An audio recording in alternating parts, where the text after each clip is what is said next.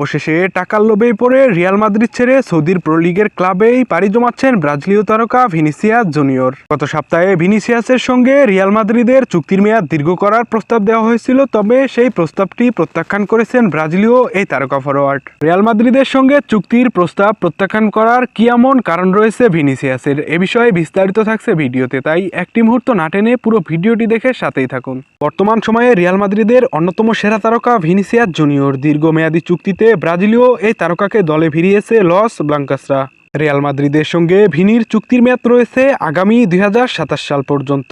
Real মাদ্রিদের সঙ্গে ভিনির চুক্তির মেয়াদ আরও 2.5 বছর থাকলেও নতুন করে চুক্তি নবায়ন করতে প্রস্তাব দিয়েছিল রিয়াল মাদ্রিদ। তবে মাদ্রিদের সেই প্রস্তাব নাকি প্রত্যাখ্যান করেছে ব্রাজিলীয় তারকা ভিনিয়া। সংবাদ মাধ্যম রেলেভো আরও জানিয়েছে 2 সপ্তাহ আগে ভিনিসিয়াসের সঙ্গে বৈঠকে বসেছিলেন রিয়াল মাদ্রিদ বোর্ড, তবে দুই পক্ষ কোনো সিদ্ধান্তে আসতে পারেননি। চুক্তি নবায়ন না করার কারণ হিসাবে সংবাদ মাধ্যমটি জানিয়েছে কম বেতনে ভিনিসিয়াসকে চুক্তি নবায়ন করতে প্রস্তাব দিয়েছিল রিয়াল মাদ্রিদ।